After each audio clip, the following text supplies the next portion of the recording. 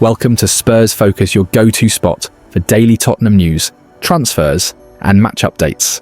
Don't forget to support the channel by hitting that subscribe button now. Let's dive into today's top story. Tottenham's home struggles continued as Wolves snatched a shock lead before Joao Palhinha's late strike rescued a point in a frustrating night for Spurs. Dr. Tottenham saw Wolves on Saturday, only he whipped away most of their medicine at the last moment. Death, taxes and Tottenham generously ending a visiting team's winless streak are among the only certainties in life. If you are a manager in the Spurs dugout, regardless of whether it's the Tottenham Hotspur Stadium, Wembley or White Hart Lane, there will have been an instance or two or three or more when your Lilywhites side lost a match that on paper should never have happened against a team in dire straits. Spurs are a footballing paradox. In European competition, they have not lost in 21 matches at home, winning 17 of those. Yet in the Premier League, Tottenham have triumphed in just 3 of their past 17 matches in their own backyard. That's an abysmal record at a huge 62,850-seater stadium that was built to be a fortress, not a place filled with groans, moans and boos. On Saturday night, 60,537 fans filed into the huge arena on Tottenham High Road, and they got 2 different halves of football for their money. The first period at least brought some creativity and chances with Mohamed Kudus, seeing an early header touched onto the crossbar with Sam Johnstone. It was the 7th time the Ghana international has hit the woodwork since the start of last season, more than any other player in the Premier League. Lucas Bergvall fluffed a good chance in the box after a great break by Destiny Udogie. Then the Swede combined with Kudus with a back flick for the winger to curl a shot home, but from an offside position.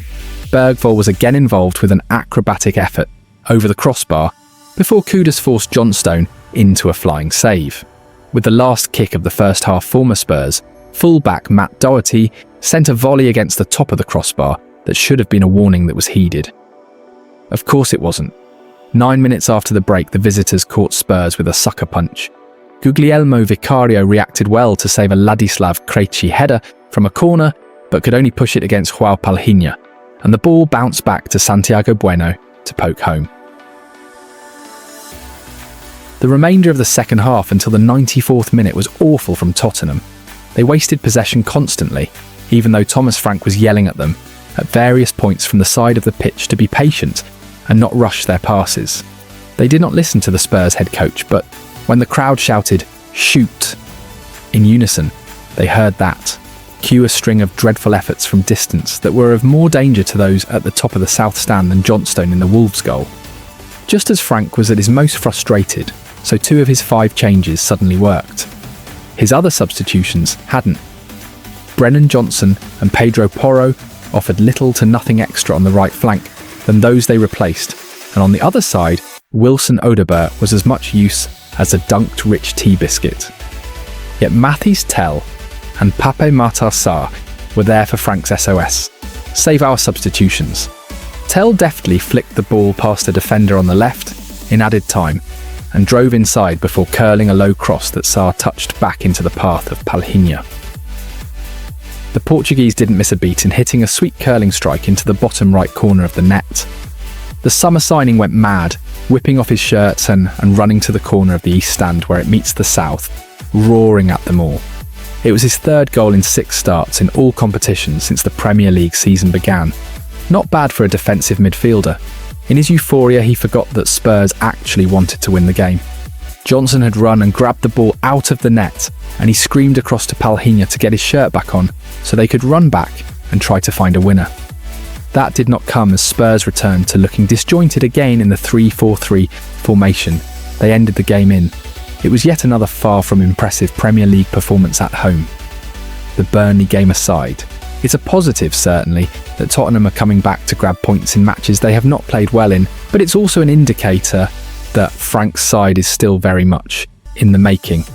Yeah, you can say that. I think that is probably fair. The Dane said of that suggestion, "I think the first half was good. I was happy with that in many ways.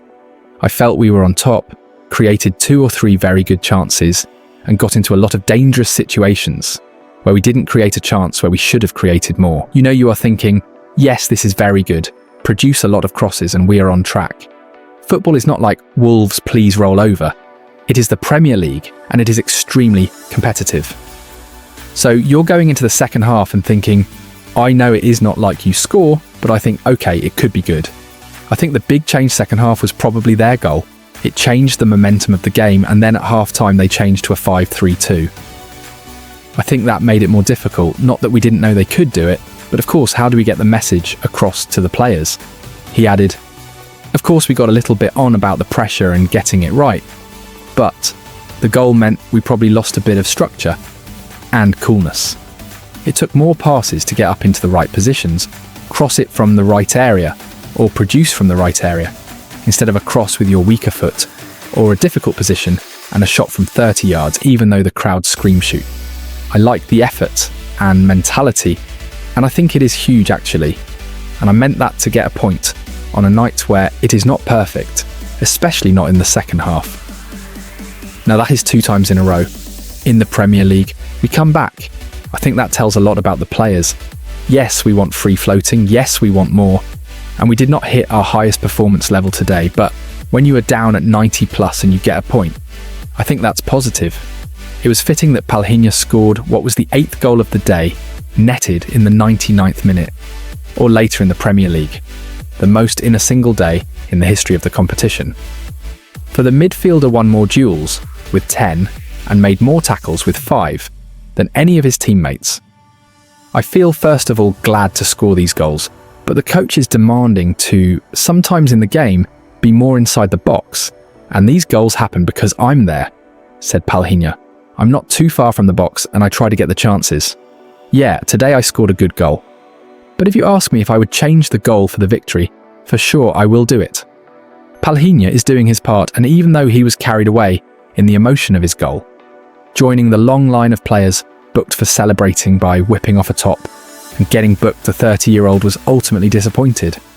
It's a draw, but it felt like a loss, to be honest. I think we played a really good first half, and when we suffered the goal, we started to drop a lot, in my opinion, he said in his club interview.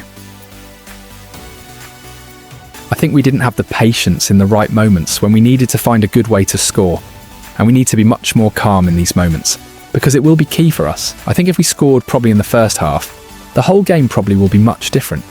But yeah, it's a result that for me feels like a loss. And I said before that this is the game that is mandatory to win, especially in our home. When asked where the patience needs to come from, Palhinha touched on something that is noticeable at the Tottenham Hotspur Stadium. While the blame for just 3 Premier League wins in 17 home games can be laid squarely at the door of the players and their managers, the frustration manifests in the atmosphere inside the stadium. The supporters pay some of the top prices in Europe and deserve to watch better, but it also opens that whole debate.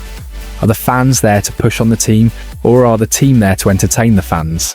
That big arena in N17 can certainly feel more like a quiet theatre at times, with an audience waiting for the performers to earn their keep rather than a roaring, ear-splitting, hellish place for opposition sides to step out into. When it's at its best, there's an amazing noise inside the stadium, but that's all too rare. That's down to the players, but also the fans must play their part, and Palhinha admits the unease transfers to the players. I think this is the environment as well, which create this on the team, he said, and we need to push not just the players but all the supporters as well, because we want to win the game. Like the supporters, nobody wants to win more games than us, for sure. The players, the staff, the coach, everyone. The supporters, of course. And we need to push us, and not in these moments, make sometimes the team more, how do I say, not stressful, but like a little bit more on edge. Maybe. But I think it's normal. As a supporter, I understand sometimes these reactions as well. But we need to push us, not just the players, but as well the supporters, because we want to win the games, and we need their support for sure to change these kind of games. I think that will be a key for the future. Tottenham face Wolves on Saturday night, as Thomas Frank manages another squad rotation during a packed schedule. Spurs remain unbeaten after recent wins and a Brighton draw, with Pape Matar Sarr back available. Key decisions include Xavi Simon's role, full-back rotation, and balancing midfield options ahead of next week's Champions League clash.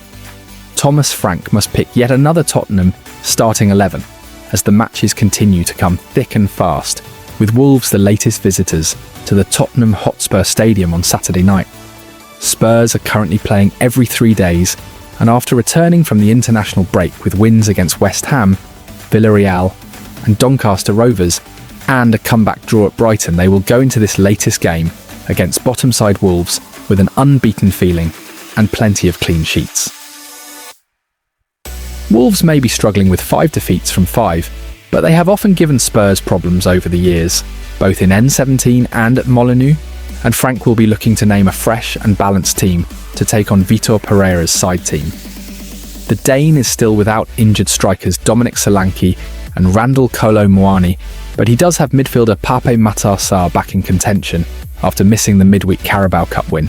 The Spurs boss made 7 changes for that win against Doncaster, with Christian Romero and Mohamed Kudus getting the night off, Mickey van der Ven unused on the bench, and many others only playing a portion of the match.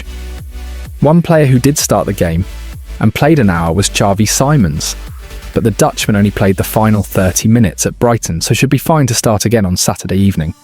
The question for Frank will be whether the 22-year-old plays in a midfield 3, where he can create more through the middle, or whether he takes up a position on the left wing. Another decision comes with the fullbacks, and whether it is the turn of Jed Spence and Destiny Udogie to play together to hand Pedro Porro a rare rest with the Champions League game at Bodo/Glimt coming on Tuesday night. The composition of the midfield will also be a factor for Frank, and whether he uses both Rodrigo Bentancur and João Palhinha again, with the Portuguese playing in central defence against Rovers. Here's the team that we reckon Frank could select to face Wolves. 4-3-3. Vicario, Spence Romero, Van der Ven, Udogie, Bergvall, Palhinha, Xavi, Kudus, Richarlison, Odegaard.